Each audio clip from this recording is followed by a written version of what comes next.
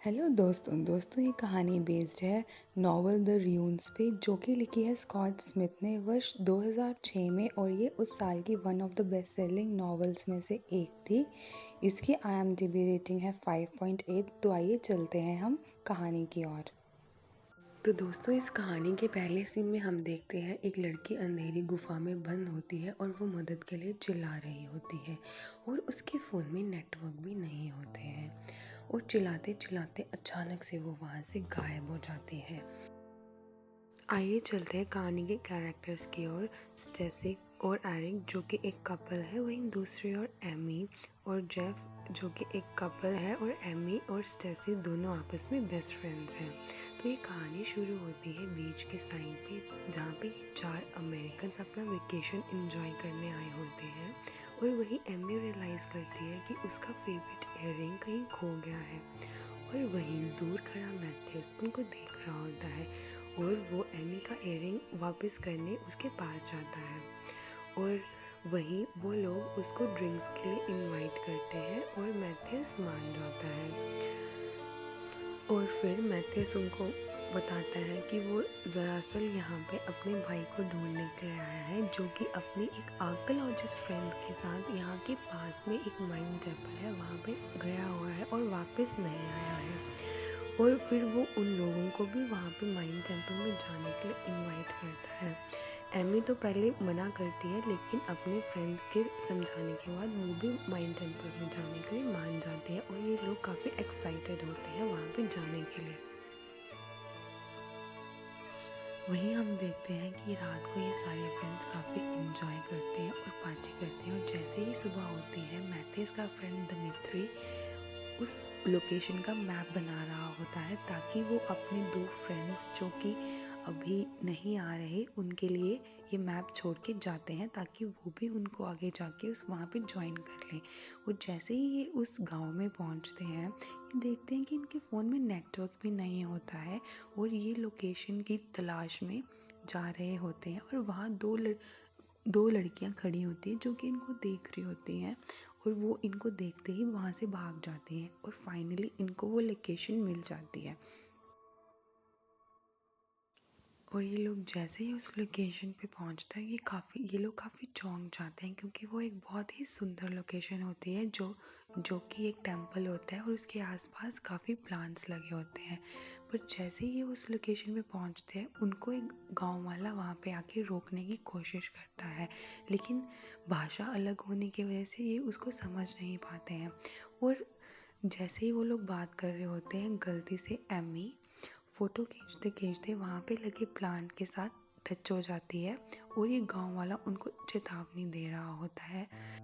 और फिर उस गांव वाले के पीछे पीछे एक और गांव वाला आ जाता है, और वही मैथ्यूस का फ्रेंड दिमित्री उनको समझाने की कोशिश करता है, और वो कैमरा लेने जैसे ही एमी के पास वापस उस गांव वाले के पास आता है, तो गांव वाला कुछ नहीं समझता और उस पे वार कर देता है, और देखते ही देखते वो उसके माथे पे गोली मार देता है और वो वहीं मर जाता है। और वहीं वो सारे दोस्त घबरा के उस माइन टेम्पल के ऊपर चले जाते हैं, और जैसे ही वो उस टेम्पल के ऊपर जाते हैं, वहीं और गांव वाले आके उन्हें चारों ओर से घेर लेते हैं और वो सब काफ़ी घबरा जाते हैं।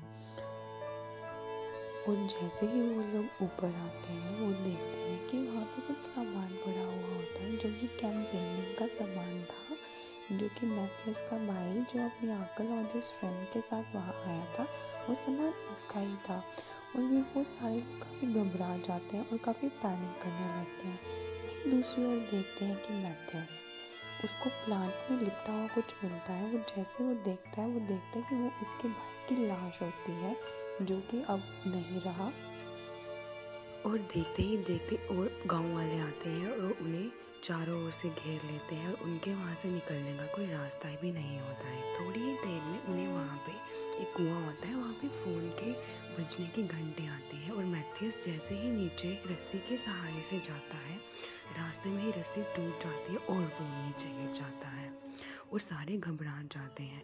फिर हम देखते हैं कि थोड़ी ही देर में स्टेसी उस रस्सी के सहारे से नीचे जाती है मैथ्यूस की मदद करने के लिए।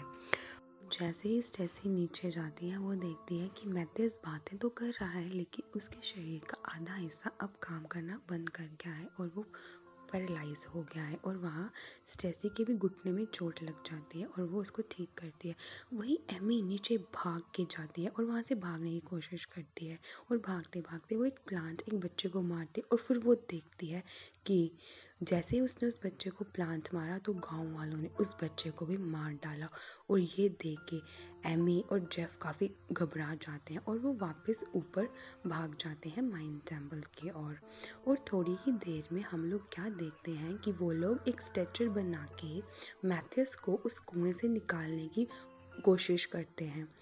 और जैसे ही एमी और उसकी दोस्त स्टेसी उस कुएं के नीचे जाती है और वो कुछ अजीब सी घटनाएं वहाँ पे होता हुआ देखती हैं। वो अजीब सी आवाज़ें उनको वहाँ सुनाई देती हैं और वो देख के वो काफ़ी घबरा सी जाती हैं। और फिर वो मैथ्यूस को लेके ऊपर चले जाती हैं और उसको कुएं से बाहर निकाल देती हैं।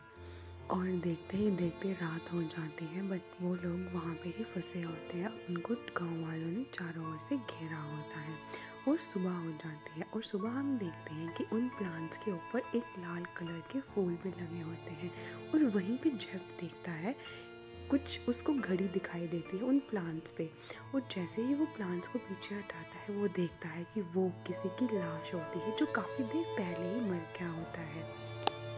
और जैसे ही सुबह होती है स्टेसी कुछ अजीब सा अपने पैर में महसूस करती है। और जैसे ही वो देखती है कि वो प्लांट उसके लातों के बीच में ग्रो कर रहे होते हैं और ये काफ़ी अजीब होता है।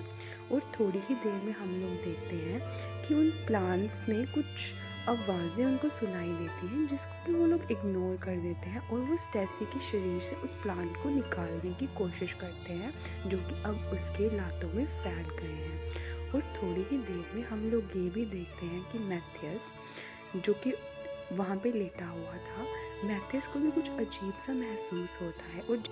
और जैसे ही वो लोग मैथ्यूस के पास जाते हैं वो देखते हैं कि वो प्लांट मैथ्यूस के टांगों में ग्रो कर रहा होता है।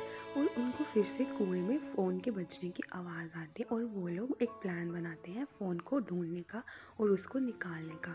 और फिर एमी और स्टेसी उस कुएं पे नीचे जाती हैं फ़ोन को ढूंढते हुए। और जैसे ही वो कुएं में जाती हैं वो किसी लड़की के हाथ में एक फ़ोन देखती हैं और वो उनको देख के घबरा जाती हैं क्योंकि वो लड़की अब मर चुकी होती है। और जैसे ही वो उस लड़की के पास जाती हैं वो घबरा जाती हैं। और जैसे ही वो उस लड़की के हाथ से वो फ़ोन लेती हैं वो देखती हैं कि उस फ़ोन में भी नेटवर्क नहीं हो रहा होता है।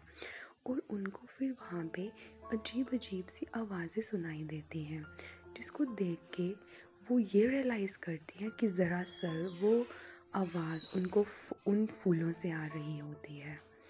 और ये देख के उनके पैरों तले ज़मीन खिसक जाती है और वो लोग काफ़ी घबरा जाती हैं। और जैसे ही वो फूल को हाथ लगाती हैं उनको एक प्लांट जकड़ लेता है और उनको वो पकड़ने की कोशिश करता है। और फिर उनको रियलाइज़ होता है कि ये आवाज़ें उसी प्लांट से और उसी फूल से आ रही होती हैं और ये मौत भी उसी प्लांट की वजह से हो रही होती है। और फिर वो जैसे तैसे उस कुएं से बाहर निकल जाती हैं और वो लोग काफ़ी घबराई हुई होती हैं। और जैसे ही वो लोग बाहर आती हैं वो जेफ और एरिक को पूरी की पूरी कहानी बताती हैं। और उनकी कहानी पे विश्वास करना जेफ और एरिक के लिए थोड़ा मुश्किल होता है। और फिर से सुबह हो जाती है और सुबह होते ही जेफ मैथ्यूस को देखता है।